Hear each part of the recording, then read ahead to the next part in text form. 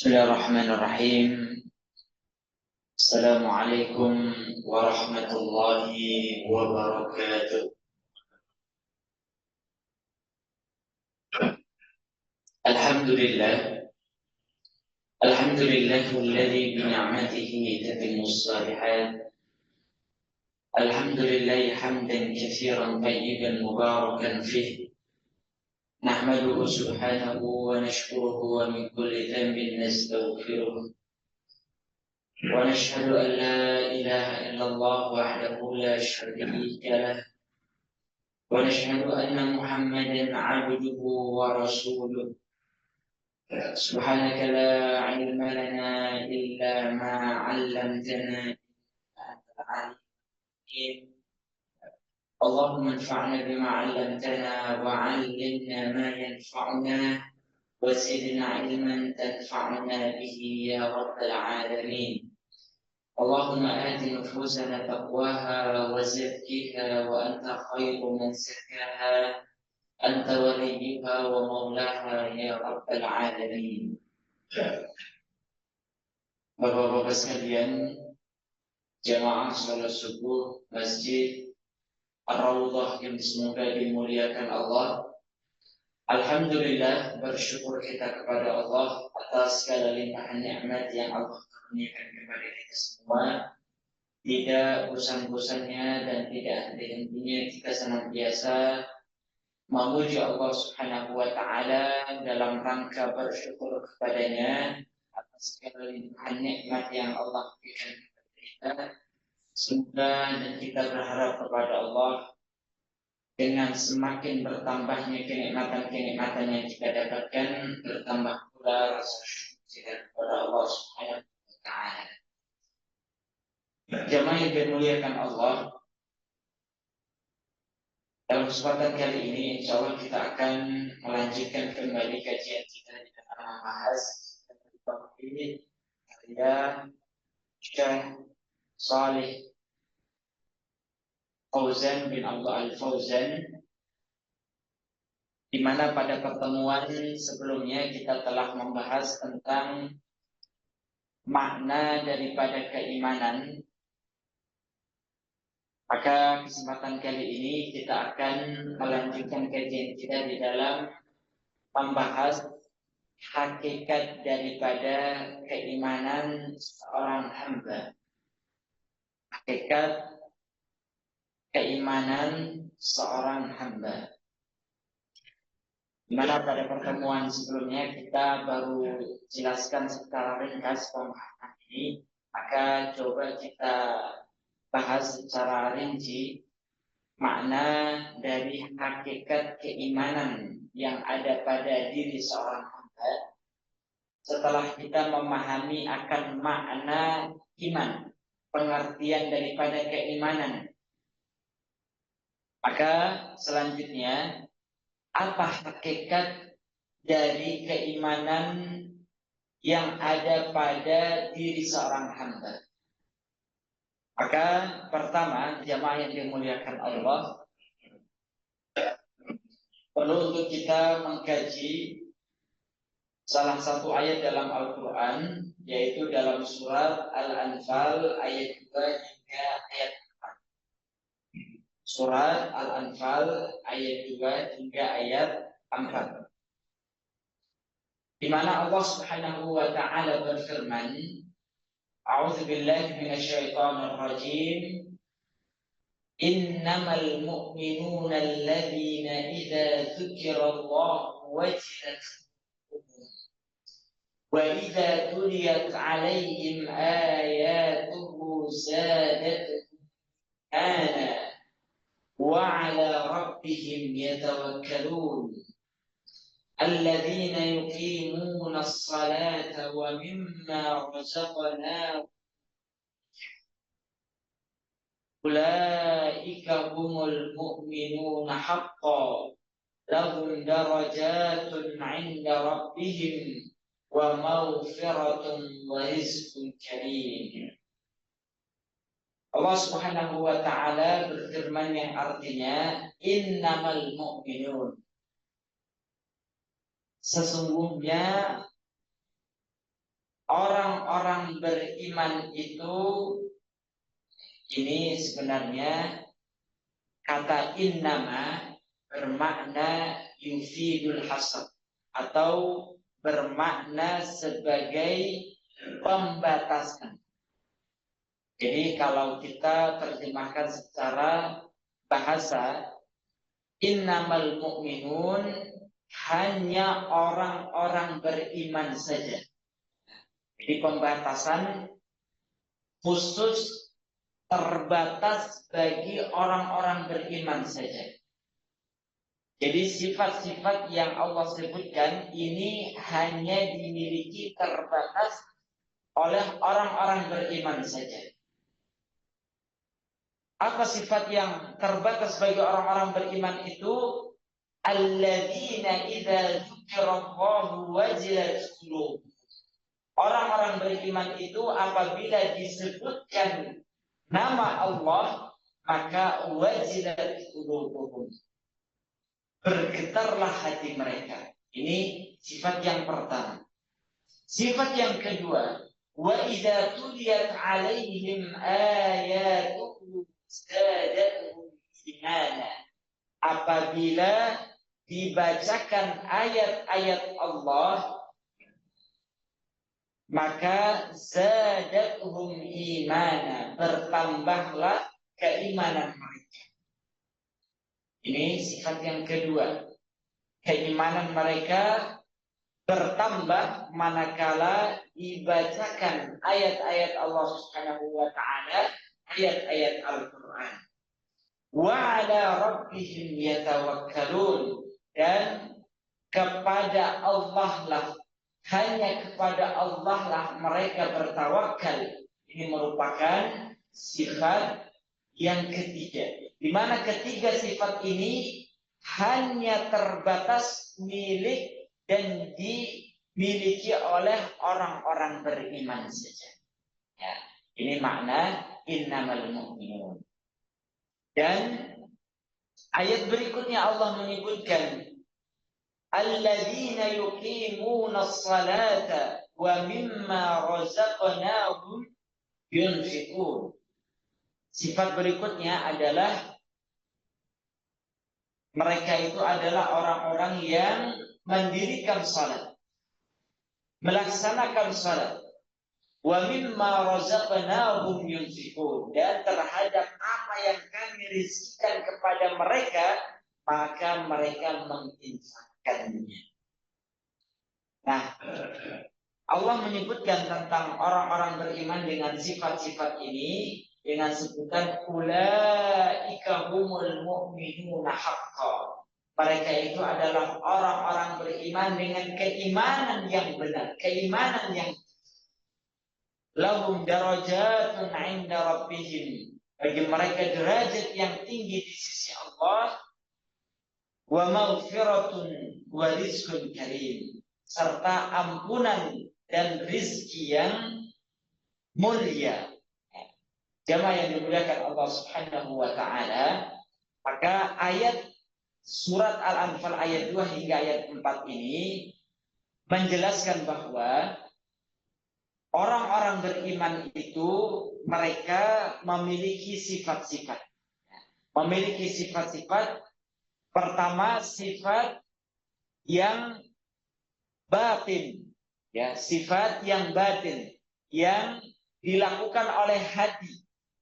Sifat yang batin ini Allah sebutkan pada ayat yang kedua.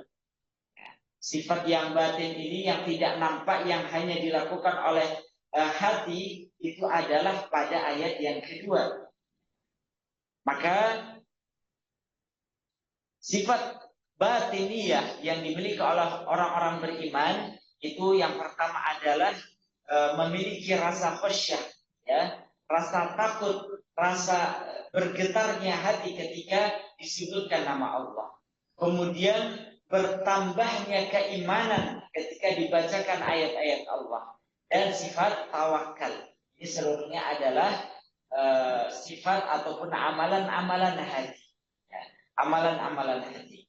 Kemudian pada ayat berikutnya Allah menyebutkan tentang amalan-amalan yang bersifat zahir, yang bersifat ya, yang bersifat nampak yang dilakukan oleh anggota tubuh kita.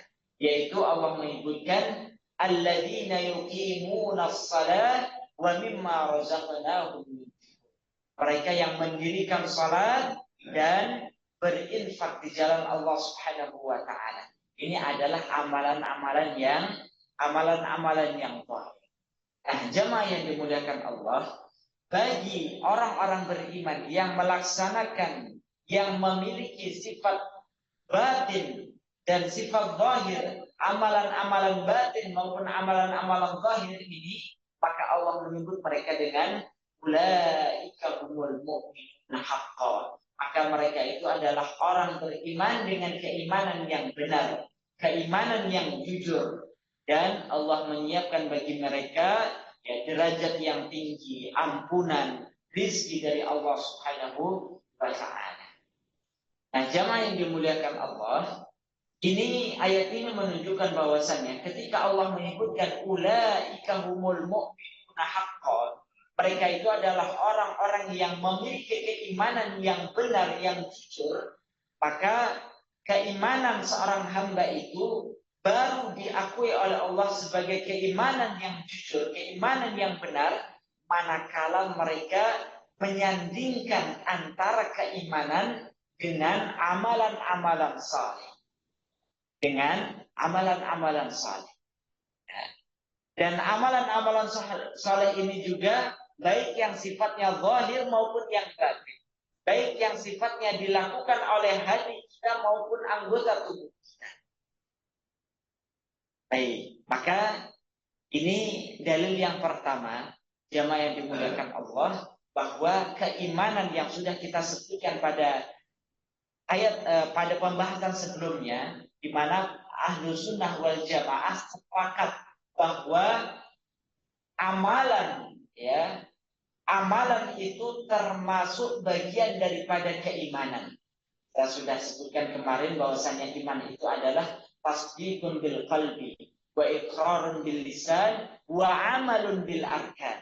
Bahwasanya keimanan itu adalah pembenaran dalam hati, kemudian pengikraran oleh lisan, dan pengamalan oleh anggota badan.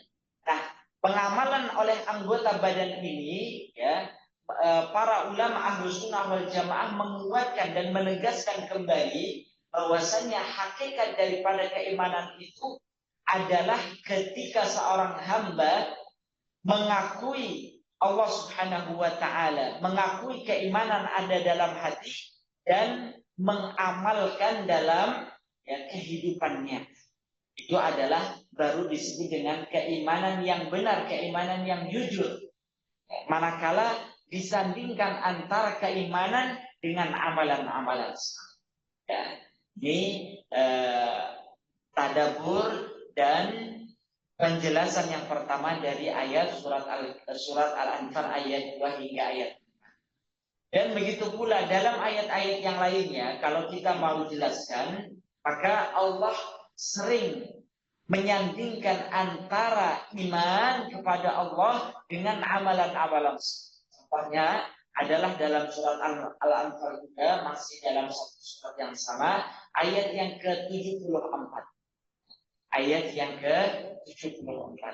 Allah Subhanahu wa ta'ala menyebutkan walladzina amanu, dan adapun orang-orang beriman. Ini Allah menyebutkan tentang keimanan pada diri. Dan adapun orang-orang yang beriman, yang mereka beriman kepada Allah, kemudian Rasulnya, para malaikat dan seterusnya, mereka memiliki keimanan, mereka mengungkapkan keimanan mereka, wahajaru wajahadu fi sabilillah. Dan adapun orang-orang yang beriman mengikrarkan keimanan mereka, mengakui keimanan mereka, kemudian apa? Dan mereka juga berhijrah, kemudian berjihad di jalan Allah. Walladzina awaw wa nasaru, dan mereka yang memberikan pertolongan kepada orang-orang kaum muhajirin, maka ulaika humul mu'minuna haqqan, maka mereka itu adalah orang-orang yang beriman dengan sebaik-baik keimanan. Lahum maghfiratun wa rizqun karim, bagi mereka adalah maghfirah, ampunan dan rezeki yang mulia.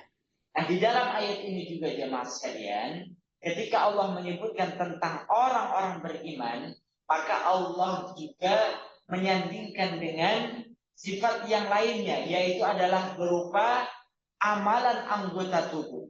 Orang beriman, kemudian mereka berhijrah. Hijrah ini adalah amalan anggota badan, berpindah dari satu tempat yang buruk kepada tempat yang baik, meninggalkan amalan yang buruk kepada amalan yang baik. Ya, ini dalam hal ini secara khusus Allah menceritakan tentang amalan kaum Ansar. Kaum Ansar, mereka beriman kepada Allah dan Rasul. Kemudian begitu pula ya, kaum Muhajirin, mereka berhijrah dari kota Makkah menuju kota Madinah. Wajahadu, dan mereka berjihad di jalan Allah. Walladzina awaw wa nasaru, dan mereka memberikan ya tempat kediaman mereka dan pertolongan mereka untuk kaum Muhajirin. Maka ini adalah tentunya seluruhnya adalah ya bukti keimanan kaum Muhajirin dan kaum Ansar. Dan ini adalah bukti daripada keimanan mereka kepada Allah Subhanahu wa taala. Jadi jemaah yang dimuliakan Allah, sekali lagi hakikat daripada keimanan seorang hamba tidak akan sempurna, tidak akan sampai kepada hakikat keimanan ketika seorang hamba belum menggabungkan antara keimanan dengan amalan-amalan saleh. Dan amalan-amalan saleh ini terbagi baik berupa amalan zahir maupun amalan batin. Kalau bisa menggabungkan antara iman dengan amalan-amalan saleh, maka dia telah baik dan jujur keimanannya kepada Allah Subhanahu wa taala. Baik jemaah yang dimuliakan Allah, dan begitu pula kita akan mendapati juga terkadang antara Islam dan iman, penyebutan antara Islam dan iman. Penyebutan antara Islam dan iman, jemaah yang dimuliakan Allah, Islam ini sudah sering kita dengar maknanya ya. Islam itu adalah yang berkaitan dengan kepasrahan diri seorang hamba, ketundukan diri seorang hamba. Ini adalah makna daripada Islam. Sedangkan iman yaitu adalah ya ketundukan ataupun pembenaran ya, pembenaran tasdiqun bil qalbi, yaitu pembenaran oleh hati. Nah, apa pengertian ataupun apa perbedaan antara keduanya jemaah? Perbedaan antara keduanya,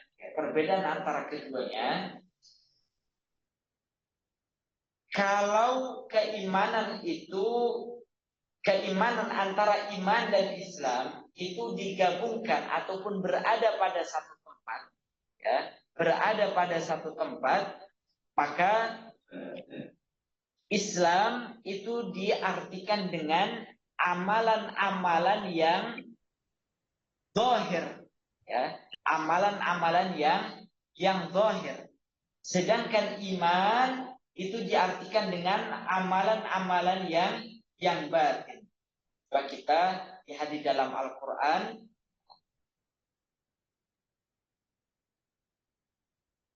Ketika Allah menyebutkan dalam surat Al-Hujurat ayat 14. Ya, surat Al-Hujurat ayat 14. Allah Subhanahu wa taala berfirman, "Qalatil a'rabu amanna." Orang-orang Arab Badui itu berkata, "Kami telah beriman." Maka Allah memerintahkan Rasulnya untuk kul, katakan wahai Muhammad, lam tu'minu. Ya, katakanlah wahai Muhammad kepada orang-orang Arab Badui itu, lam tu'minu, kalian dulu itu belum beriman, walakin akan tetapi qulu aslamna, ucapkanlah kami telah Islam, ya. Walamma yadkhulul imanu fi qulubikum, dan tatkala keimanan itu telah masuk ke dalam hati mereka, wa in tuti'ullaha wa rasulahu la yalidkum min a'malikum syai'a, dan jika kalian mentaati Allah dan Rasulnya, maka ya, kata Allah Subhanahu wa taala, ya, Allah tidak akan mengurangi sedikit pun daripada pahala amalan. Innallaha ghafurur rahim, dan Allah adalah zat yang maha pengampun lagi maha penyayang. Nah, jamaah yang dimuliakan Allah, di dalam ayat ini terkumpul dua kata, yaitu adalah kata iman, amanna, kemudian aslamna. Mengapa Allah perintahkan nabinya ketika orang-orang Arab Badui mengatakan kami beriman, dan Allah perintahkan untuk mengatakan kami berislam, kami masih Islam? Ini maknanya adalah karena orang-orang Arab Badui itu belum sepenuhnya mengerjakan perintah-perintah Allah Subhanahu wa taala, ya. Sehingga Allah baru menyebutkan mereka itu adalah baru masuk Islam. Kapan mereka disebut sebagai orang yang beriman? Kapan mereka baru layak untuk mengatakan kami orang beriman? Ketika mereka telah, ya, secara memiliki komitmen untuk melakukan segala perintah-perintah Allah dan menjauhi larangan-larangan. Sehingga dari sini jemaah sekalian, kalau kata iman dan Islam itu ada pada satu tempat, maka maknanya adalah Islam itu bermakna amalan-amalan yang zahir, ya, amalan-amalan yang zahir, salat, puasa, zakat, haji, umrah, dan ibadah-ibadah yang lain. Sedangkan iman maknanya adalah, ya, dalam ayat ini yaitu adalah amalan-amalan yang batin, ya, amalan-amalan hati, tawakal kepada Allah, pembenaran, ketundukan, dan seterusnya. Itu adalah makna daripada keimanan. Jadi kalau mereka bersatu dalam satu tempat, berkumpul dalam satu tempat, maka Islam bermakna amalan-amalan zahir, sedangkan iman bermakna amalan-amalan batin. Baik.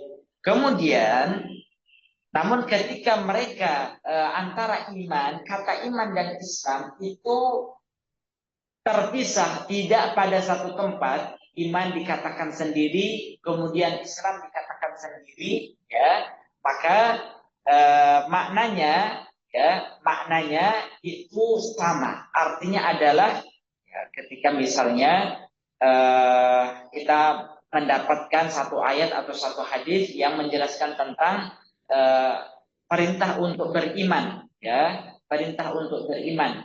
Contohnya, ya ayyuhalladzina amanu aminu billahi wa rasulihi, dan seterusnya. Ini hanya disebutkan tentang perintah iman. Maka ketika kata iman itu disebutkan secara sendiri saja, maka iman ini, kata iman ini bermakna secara keseluruhan mencakup, ya, seluruh, ya, perintah Allah, baik amalan-amalan zahir maupun amalan-amalan batin. Ya, jadi ketika Allah perintahkan, ya ayyuhalladzina amanu aminu, wahai orang-orang beriman, berimanlah, maka makna iman di sini mencakup amalan-amalan zahir maupun amalan-amalan batin. Seperti itu juga kata Islam mencakup amalan-amalan zahir maupun amalan-amalan batin. Ya. Jadi ini adalah pengertian ataupun hakikat daripada keimanan seorang hamba dan kaitannya dengan keislaman. Makanya di dalam hadis Jibril, ketika Nabi Jibril menyerupai seorang laki-laki bertanya kepada Nabi tentang apa itu iman, apa itu Islam, apa itu ihsan, maka Rasulullah menyebutkan secara berbeda. Islam itu adalah antashhada an la ilaha illallah ya, an ta'budallah wa la tusyriku bihi syai'an wa tuqimus shalah wa tu'tuz zakah wa tasumur ramadan wa tahujjal bait. Ini seluruhnya adalah Islam yang karena mereka berada pada satu tempat, ya, maka Islam itu berkaitan dengan amalan-amalan zahir. Sedangkan iman, ketika Rasulullah ditanya tentang iman, maka Rasulullah menyebut tentang iman itu adalah antuk minabillahi wa malaikatihi wa kutubihi wa rusulihi wal yaumil akhir dan seterusnya. Ya, maka iman berkaitan dengan amalan-amalan batin, iman kepada Allah, malaikatnya, kitab-kitabnya, rasulnya dan seterusnya.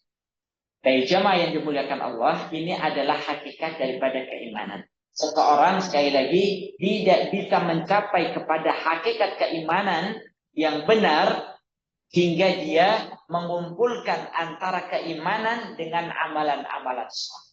Kalau hanya sekedar omongan saja, belum disertai dengan amalan soleh, dia belum, ya, keimanannya belum hakiki. Maka mu'minuna haqqo itu artinya adalah hakikat benar, ya. Ketika apa? Ketika bisa menggabungkan antara keimanan dengan amalan-amalan soleh. Baik, jemaah yang dimuliakan Allah, ini hakikat daripada keimanan. Oleh karenanya selanjutnya para ulama menjelaskan tentang, ya, masalah keimanan ini, melanjutkan tentang masalah rukun iman. Jadi arkanul iman, ya, arkanul iman. Rukun-rukun iman, ya, rukun-rukun iman ini kalau kaitannya dengan sebelumnya, yaitu adalah makna iman jika, ya, berada satu tempat dengan kata Islam, maka iman itu bermakna amalan-amalan yang batin, amalan-amalan yang batin. Nah, amalan-amalan yang batin ini juga berkaitan dengan rukun-rukun iman, ya, rukun-rukun iman. Baik, jamaah yang dimuliakan Allah, apa makna daripada rukun iman? Ya, rukun sekali lagi maknanya itu adalah tiang-tiang, ya, tiang-tiang ataupun unsur-unsur, ataupun kalau kita sebutkan sesuatu, ya, yang keberadaannya tidak bisa dipastikan ataupun tidak diakui kecuali dengan, ya, dengan adanya hal tersebut. Contohnya bangunan ini kalau tidak ada tiang-tiangnya maka tidak akan berdiri kokoh. Begitu pula keimanan seorang hamba, tidak akan baik keimanan seorang hamba kecuali dengan menjalankan rukun-rukunnya, ya, dikuatkan dengan rukun-rukun. Maka para ulama Ahlus Sunnah wal Jamaah menetapkan bahwasannya rukun iman itu ada 6, ya. Rukun iman itu ada 6. Ini sebagaimana dalil-dalil dalam Al-Qur'an dan dalil-dalil dalam hadis Nabi Shallallahu Alaihi Wasallam. Ya, rukun iman itu ada 6. Ini para ulama sepakat bahwasannya ini menjadi usul dalam masalah akidah, ya, pokok-pokok dalam masalah akidah yang harus dipegang dan tidak boleh berbeda, ya. Kalau seseorang itu mengaku rukun imannya hanya 3 misalnya, kurang dari 6 atau lebih dari 6, maka ini dia telah, ya, menyelisihi perkara-perkara pokok dalam akidah, ya, dalam keimanan. Sedangkan Ahlus Sunnah wal Jamaah sepakat bahwasannya rukun iman itu ada 6 itu. Berdasarkan hadis Nabi yang menjelaskan tentang makna rukun iman. Ya, jadi kalau ada kelompok yang mengatakan ataupun seseorang yang berpendapat rukun iman itu ada lebih dari 6, kurang dari 6, ataupun poin-poinnya berbeda, maka ini adalah salah satu indikasi kesesatan seorang hamba ataupun sesatnya sebuah kelompok. Sebagaimana yang terjadi pada kelompok Syiah, jemaah sekalian.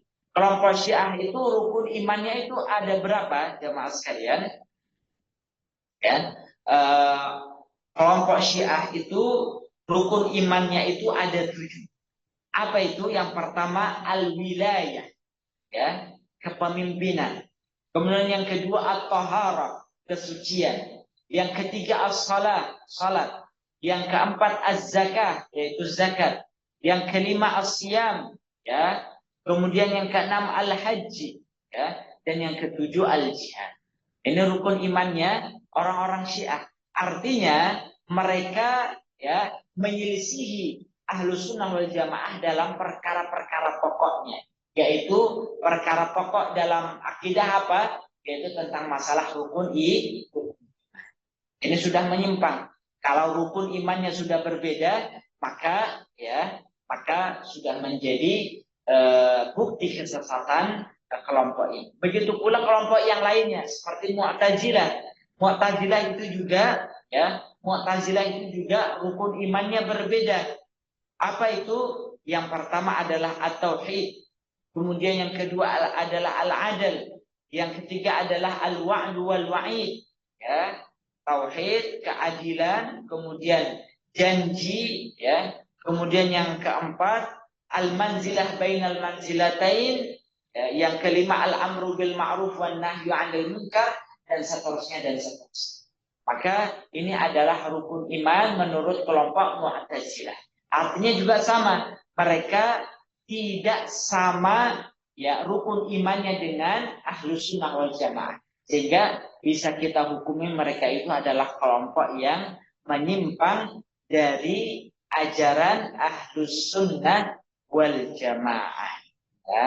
Dari jamaah yang dimuliakan Allah, ini dalam masalah rukun iman. Jadi kita harus yakin, kita harus pastikan bahwa kita meyakini bahwasanya rukun iman menurut Ahlus Sunnah wal Jamaah, menurut Rasulullah, para sahabatnya, dan generasi setelahnya, rukun iman itu ada 6, ya.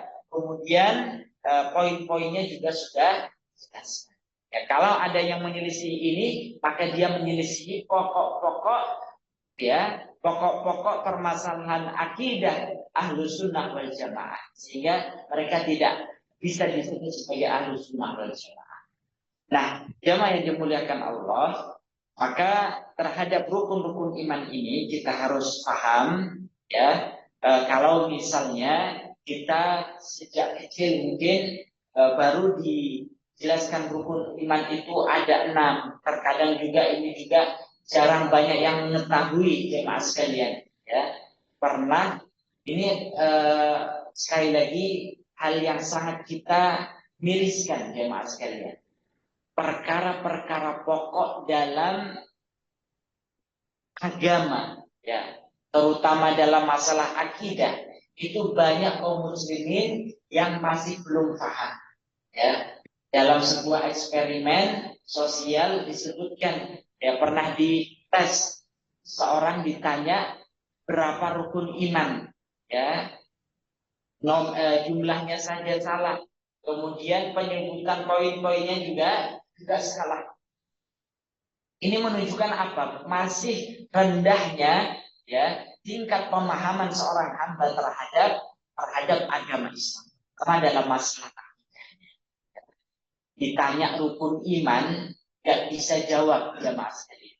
Rukun iman itu ada berapa? Kebalik-balik. Ya, ada yang mengatakan 5 kebalik sama rukun Islam.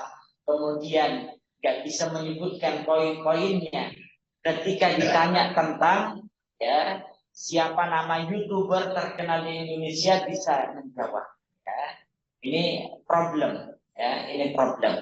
Baik, jemaah yang dimuliakan Allah, maka rukun iman menurut Ahlus Sunnah wal Jamaah yaitu adalah yang pertama, ya, antu'mina billah, ya, iman kepada Allah, wa malaikatihi, dan malaikat-malaikatnya, wa kutubihi, yaitu kitab-kitabnya, wa rasulihi, dan rasulnya, wal yaumil akhir, dan hari akhir, ya, wa tu'mina bil qadari khairihi wa syarrihi, dan beriman kepada takdir Allah, baik yang baik maupun yang ini adalah rukun iman.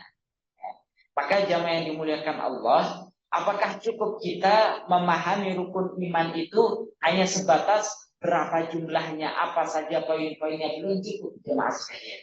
Ya, maka untuk menguatkan pondasi keimanan kita, hendaknya kita bisa secara detail ya membahas tentang setiap poin-poin dari keenam rukun iman ini. Jangan sampai salah.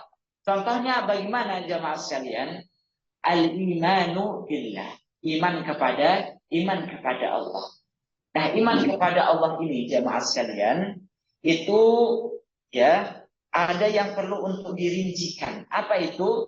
Keimanan kita kepada Allah, ya, keimanan kita kepada Allah itu tidak akan sempurna kecuali kita ya melaksanakan ataupun meyakini 4 perkara. Ya, karena para ulama menyebutkan al-imanu billah yatadhammanu arba'ati umurin. Sesungguhnya iman kepada Allah itu mencakup 4 perkara. Ya, mencakup 4 perkara. Maksudnya apa, jemaah sekalian?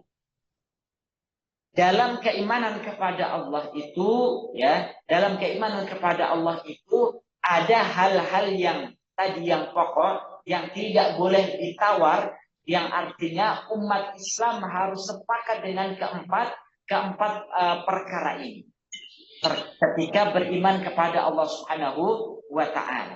Apa itu? Yang pertama adalah al-imanu biwujudillah, iman kepada wujud Allah. Jadi kalau ada orang yang saya iman kepada Allah ataupun saya mengakui rukun iman itu ada 6. Pertama, iman kepada Allah.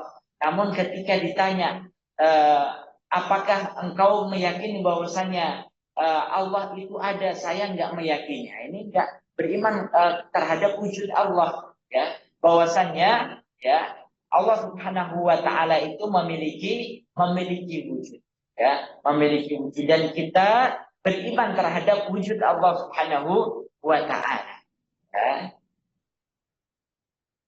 Kemudian yang kedua, keimanan terhadap Allah ya tidak akan sempurna kecuali dengan beriman kepada al-imanu bi rububiyatillah, yaitu beriman kepada rububiyah Allah Subhanahu wa Ta'ala. Meyakini bahwasannya Allah hanya satu-satunya zat yang menciptakan, yang mengatur urusan manusia, yang memberi rizki, dan yang lainnya yang berkaitan dengan rububiyah.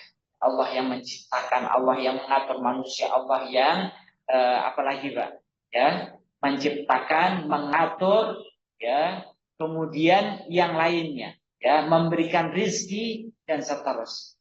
Maka ini beriman terhadap ya keesaan rububiyah Allah Subhanahu wa Ta'ala. Tidak ada yang bisa, ya, tidak ada yang bisa melakukan hal-hal yang menjadi hak rububiyah Allah selain Allah Subhanahu wa Ta'ala. Jadi kalau ada orang yang mengatakan ada pencipta selain Allah, ada yang bisa mengatur urusan hidup manusia selain Allah, ya, ada yang bisa memberikan rizki kepada manusia selain Allah, maka ya keimanannya kepada Allah bermasalah.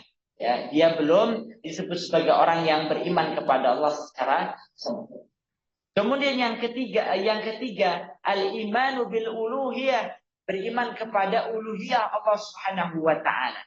Maksudnya kita mengimani bahwasannya hak untuk diibadahi itu hanya milik Allah semata. Ya. Jadi kalau ada yang beribadah kepada selain Allah, maka dia pada dasarnya belum beriman kepada Allah Subhanahu wa Ta'ala. Dan yang keempat al-imanu bi asma'ihi wa sifatihi, iman kepada nama-nama dan sifat-sifat Allah Subhanahu wa Ta'ala. Ya. Ini adalah 4 perkara yang harus kita yakini ketika kita meyakini akan beriman kepada Allah Subhanahu wa Ta'ala. Ya. Adapun selainnya, jemaat sekalian, adapun selainnya ini seluruhnya adalah berkaitan dengan hal-hal yang sebut, ya, hal-hal yang cabang. Jadi, kalaupun kita berbeda tentang masalah ini, maka tidak ada masalah, tidak ada kaitan dengan keimanan kita. Tapi kalau terhadap 4 masalah ini, maka kita tidak boleh berbeda pendapat, ya, tentang Allah itu ada, Allah itu memiliki hak rububiyah, uluhiyah, asma wa sifat. Maka ini kita tidak boleh berbeda pendapat terkait dengan 4 masalah ini. Adapun cabang-cabang dari keempat perkara ini, maka itu adalah sifatnya, ya, sifatnya furu', hal-hal yang cabang. Dan kalaupun umat Islam berselisih pendapat, maka itu tidak boleh kita sesatkan, tidak boleh kita cela dan lain sebagainya. Contohnya, misalnya, ya, kita itu kan di Indonesia sudah sering terjadi perbedaan pendapat tentang meskipun yang berkaitan dengan Allah, misalnya bagaimana Allah itu, ya, Allah itu bertempat ataukah tidak dan lain sebagainya, ya. Maka ini seluruhnya hal-hal yang sifatnya furu', maka kita boleh berbeda pendapat. Dan kalaupun ada perbedaan pendapat, jangan sampai menyesatkan ataupun oh ini berbeda pendapat maka dia sesat, nggak boleh. Karena selama selain keempat hal ini, kalau kita meyakini adanya wujud Allah, adanya iman kepada rububiyah, uluhiyah dan asma wa sifat, maka selain keempat perkara ini, kalaupun terjadi perbedaan pendapat, maka tidak ada masalah.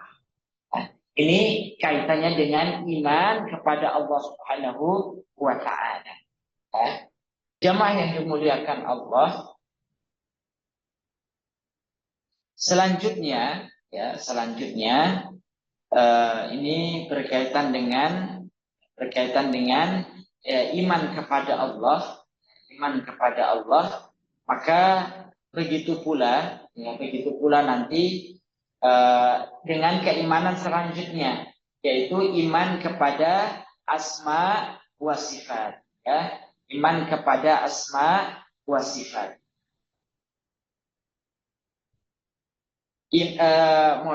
Iman kepada para malaikat, ya. Iman kepada para malaikat, ya. Iman kepada para malaikat, jamaah yang dimuliakan Allah, ini juga, ya, merupakan perkara pokok, ya, yang kita tidak boleh berbeda pendapat di dalamnya, ya. Maka terhadap masalah ini nanti perlu pendetailan, ya, insyaallah akan kita detailkan di pertemuan berikutnya. Yang penting kita harus yakini bahwasannya rukun iman itu menjadi pokok dalam masalah akidah yang kita tidak boleh berbeda pendapat.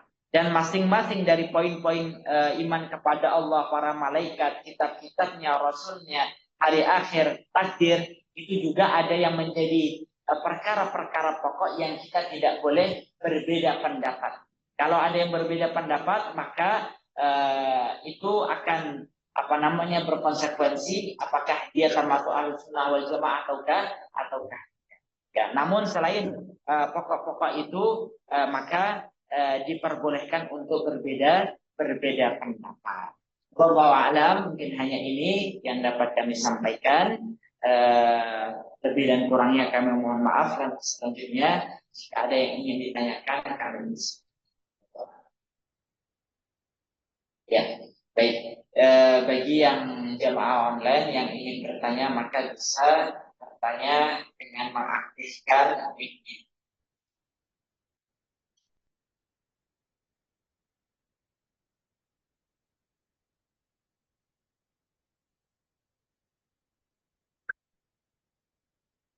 alhamdulillah saya bahasanya daging Ustaz ya. Hadis kedua arba'in lah ya. Ya. Jibril.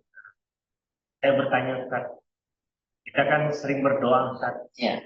Kadang doa itu doa permintaan atau doa perlindungan. Ya. Nah, tapi dalam kenyataannya kita tidak mendapatkan kita berlindung dari A gitu. Dari hal A kita malah dapat A. Kita berdoa meminta B, dapat malah kita nggak dapat B. Nah, bagaimana saya contohnya perlindungan jangan sampai kecelakaan atau tidak ketabrak serempet. Nah, ya, itu saja. Bagaimana kita mensikapi hal itu supaya menikmati pada yang ada. Bagaimana kita tahu kita bersabar, kita tahu itu adalah ujian atau itu adalah cobaan atau itu memang azab ya atas dosa-dosa kita yang lain gitu. Nah, dan boleh tidak Ustaz tanya kita menghadapi hal seperti itu kita di dalam hati ataupun melafazkan memang buruk bagi kita tapi kita bersabar atas Allah. Dan bagaimana hal lain yang sebaiknya kita bukan tahu. Karena kadang-kadang kita minta A, malah nggak dapat A. Kita berlindung dari A, kita malah dapat hal itu, Ustaz. Bagaimana? Jemaah yang dimuliakan Allah.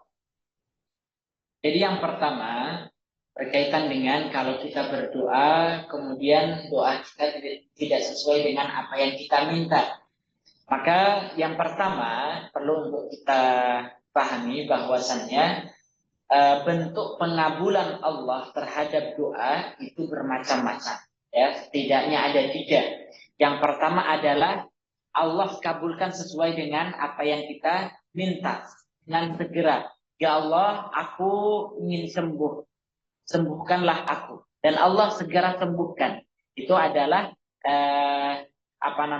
bentuk pengabulan doa yang pertama. Dan itu yang sering umumnya diharapkan oleh setiap hamba ketika mereka berdoa.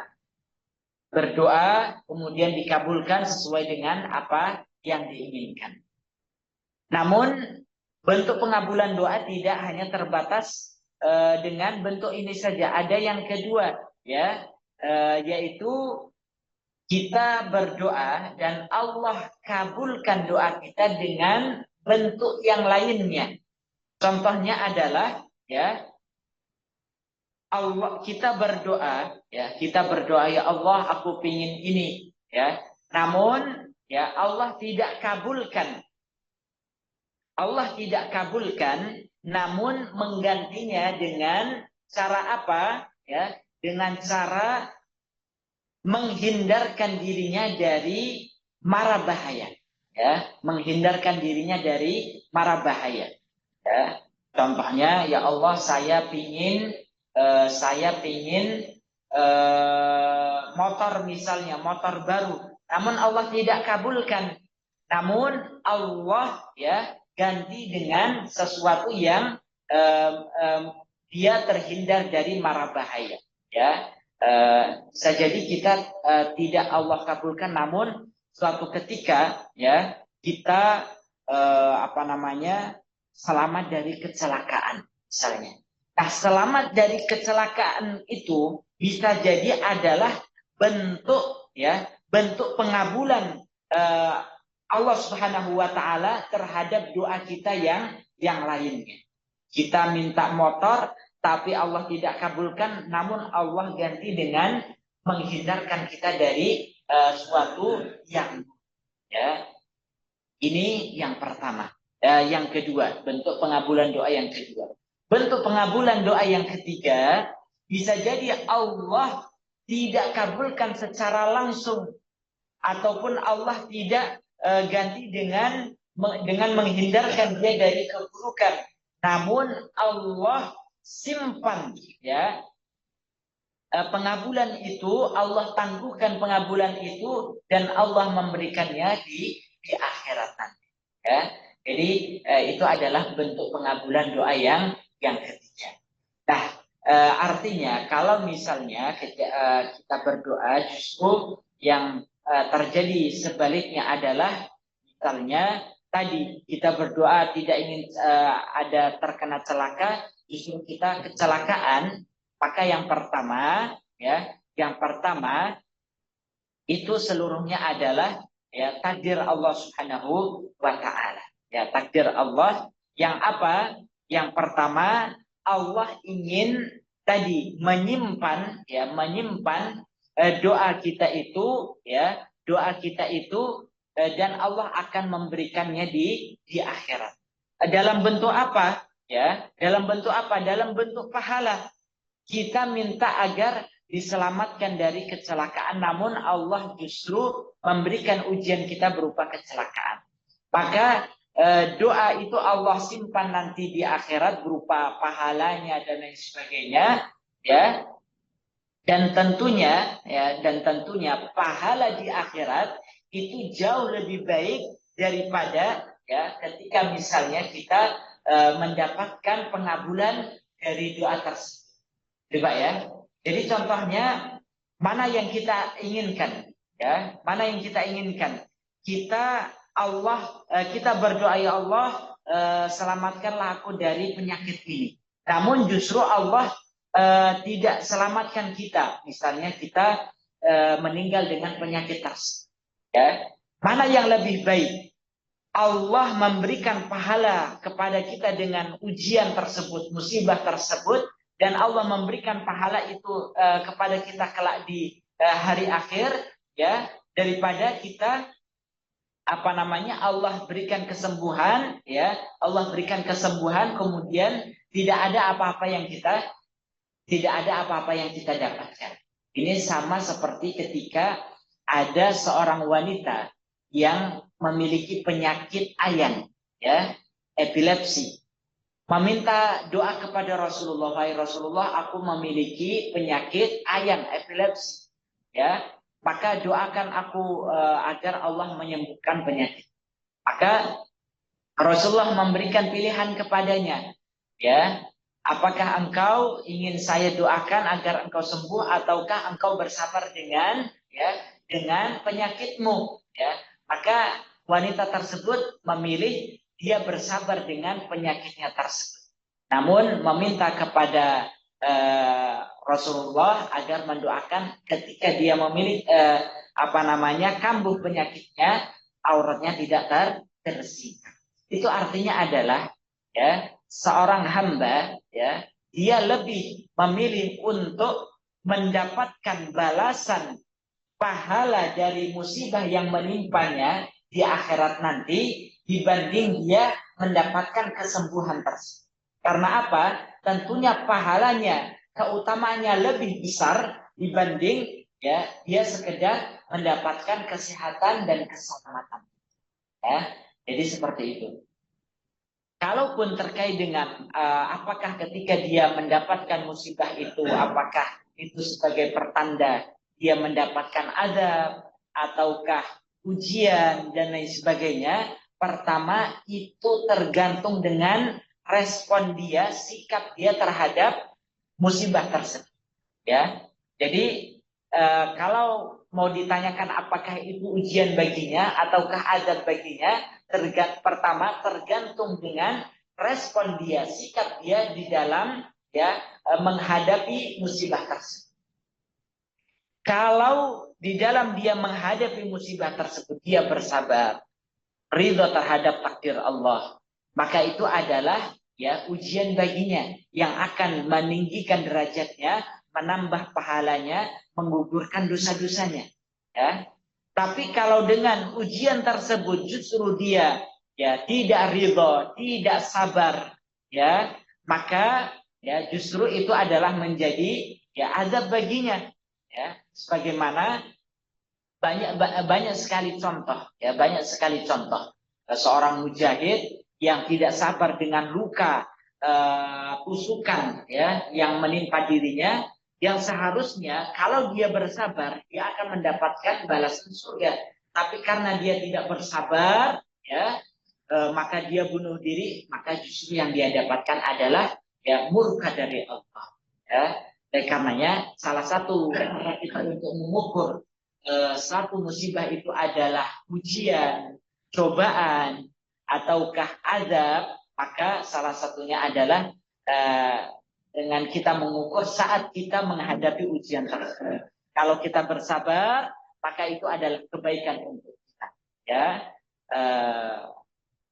dan begitu pula kalau kita tidak bersabar, meskipun kita orang beriman, maka itu adalah ya azab bagi kita. Ya, itu cara sudut pandang yang pertama. Sudut pandang yang kedua adalah dari segi keimanan. Kalau yang mendapatkan itu adalah orang beriman, ya, kemudian dia bersabar, maka itu adalah ujian. Dan ujian ini keutamaannya tadi meninggikan derajat, menghapuskan dosa-dosa, dan mendapatkan pahala. Tapi kalau yang diuji itu adalah ya orang yang tidak beriman, maka ini bisa jadi adalah merupakan azab baginya. Ya, namun sekali lagi, ketika ujian itu menimpa orang kafir misalnya, ataupun orang yang lalai, orang yang fasik, pendosa, namun dengan ujian tersebut membuat dirinya sadar, maka ya itu adalah akan menjadi kebaikan juga untuknya. Seperti itu. Wallahu a'lam. Yang lain dari peserta online.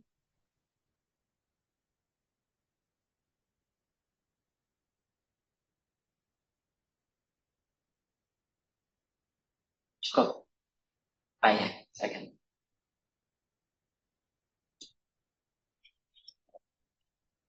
Waalaikumsalam.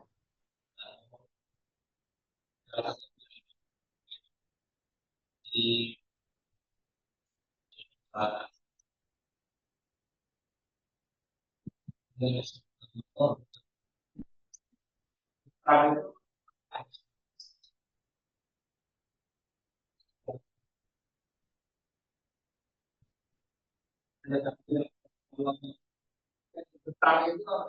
Ya.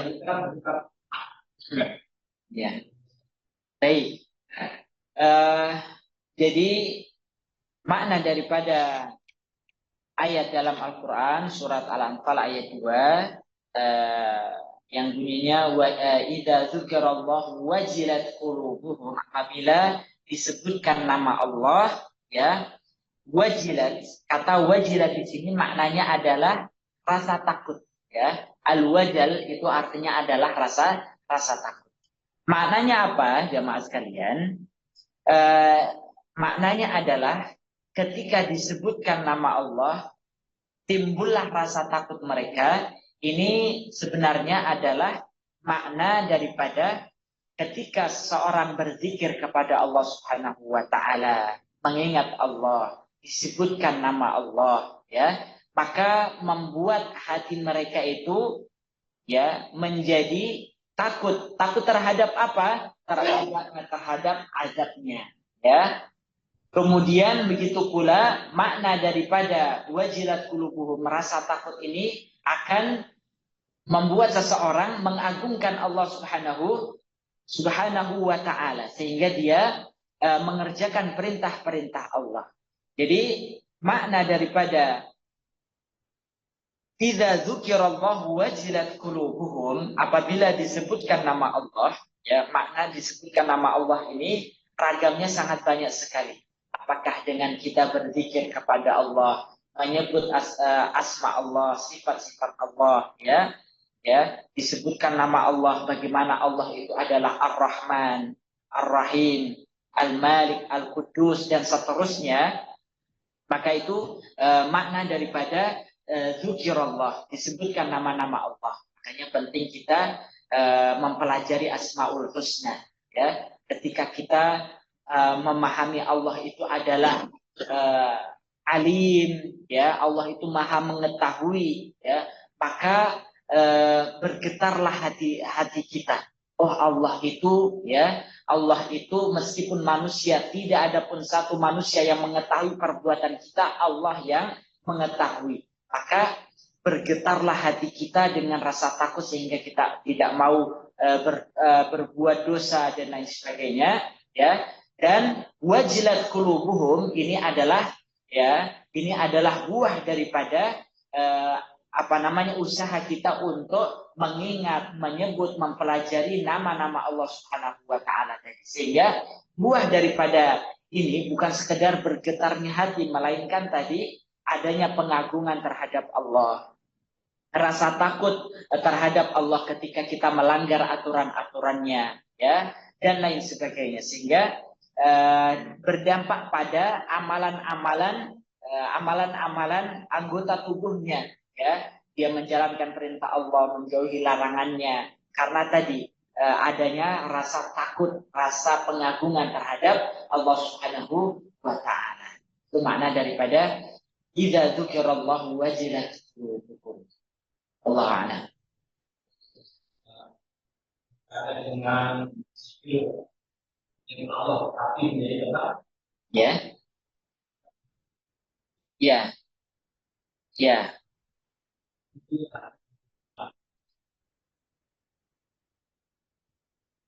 Baik. Jadi dalam Al-Qur'an Allah menyebutkan ala bidzikrillahi tatma'innul qulub. Dengan berzikir kepada Allah hati itu menjadi tenang.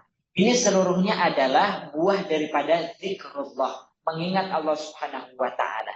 Dan mengingat ini bukan sekedar mengingat Allah, melainkan di sana ada makna mempelajari, ya,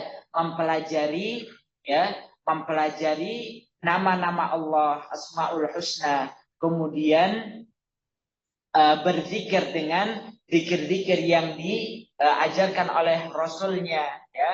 Maka ini seluruhnya adalah masuk ke dalam makna zikrullah, ya.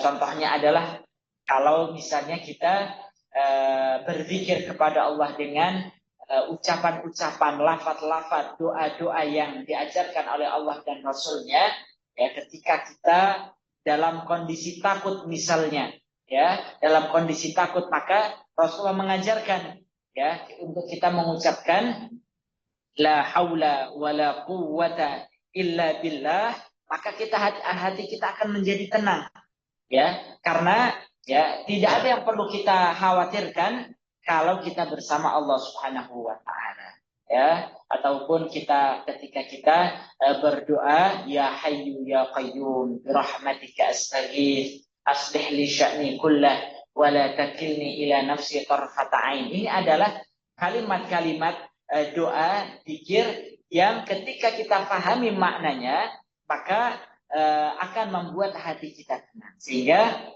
kalau kita ditanya tentang persamaannya, maka ini seluruhnya adalah buah daripada zikrullah. Dengan berzikir kepada Allah yang bentuknya sangat beragam sekali, mulai dari mempelajarinya, mengucapkannya, kemudian memahaminya, ya, mengingatnya, maka buahnya adalah rasa takut, rasa pengagungan, kemudian rasa ketenangan dan buah-buah yang lainnya. Allah. Terakhir ini mungkin Ustaz pertanyaan dari online. Ya. Assalamualaikum warahmatullahi wabarakatuh. Assalamualaikum. Yang diinginkan Allah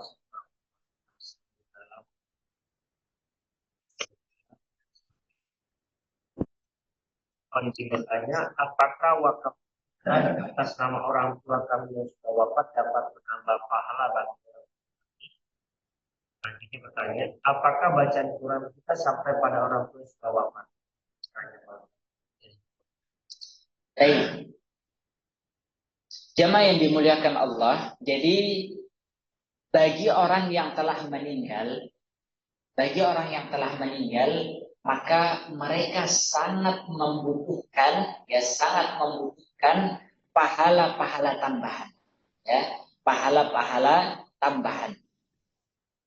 Maka di antaranya adalah ya hadis Nabi, ya, idza mata ibnu Adam qata amalu, apabila manusia meninggal amalannya kecuali 3, ya, sedekah jariyah, kemudian ilmu yang bermanfaat dan anak yang saleh yang senantiasa mendoakannya. Ini adalah amalan yang yang dibutuhkan oleh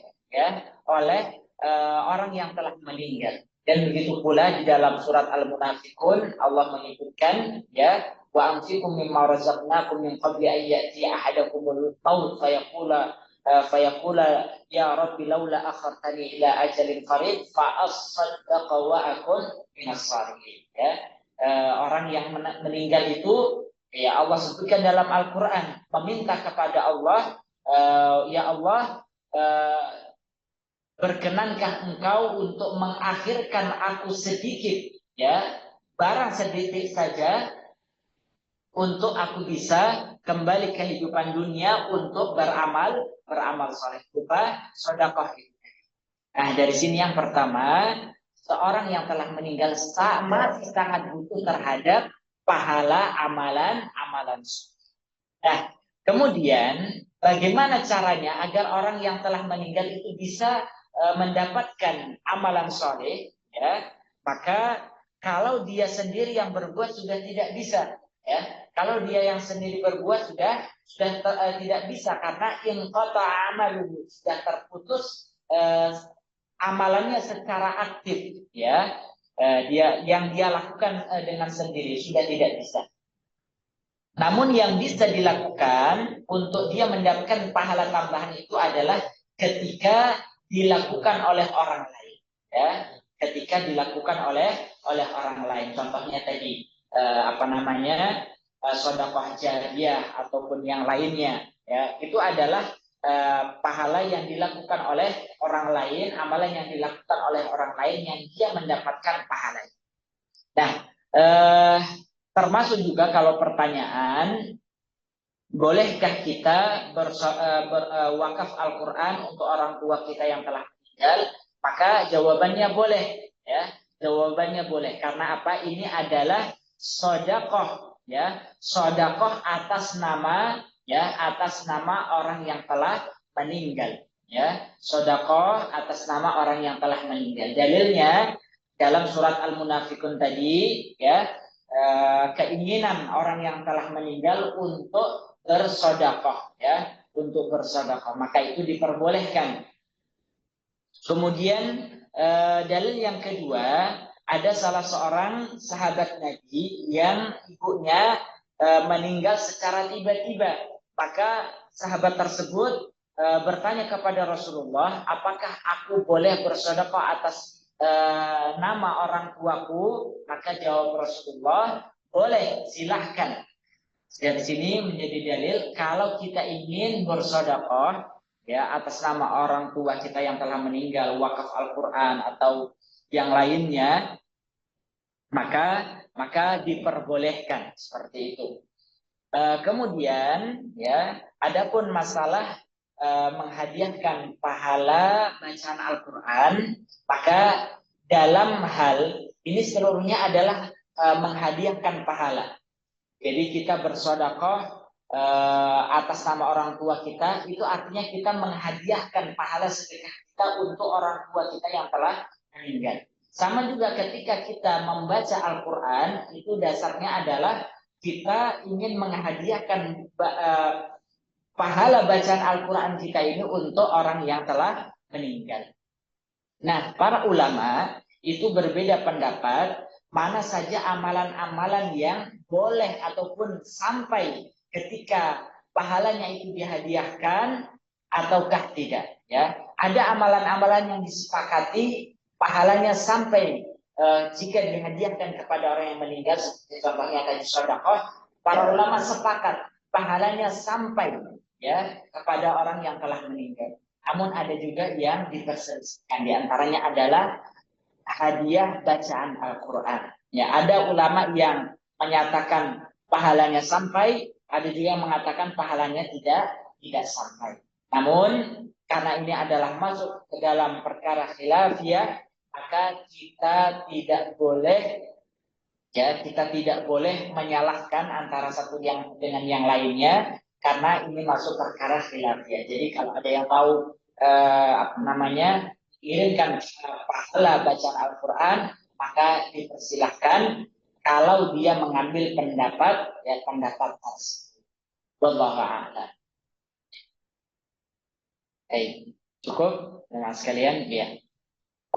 Alhamdulillah demikianlah yang bisa kita kaji dalam kesempatan kali ini. Semoga yang kita kaji bermanfaat dan kita memohon kepada Allah Subhanahu wa taala taufik inayahnya istiqomahnya sehingga kita bisa beribadah kepada Allah Subhanahu wa taala hingga akhir hayat kita, dan kita memohon kepada Allah ilmu yang kita dapatkan bermanfaat dan menambah rasa takut kita kepada Allah dan kita bisa amalkan dalam keseharian kita. Wallahu alam, mungkin hanya ini yang dapat kami sampaikan. Lebih dan kurangnya kami mohon maaf. Kita akhiri dan sempurnakan majelis kita dengan membaca hamdalah dan doa kafaratul majlis. Alhamdulillahirabbil alamin. Subhanakallahumma wa bihamdika asyhadu an la ilaha illa anta astaghfiruka wa atubu ilaik. هذا بس ولكم السلام عليكم ورحمة الله وبركاته. Waalaikumsalam warahmatullahi wabarakatuh. Syukron Ustaz sudah di-share saya.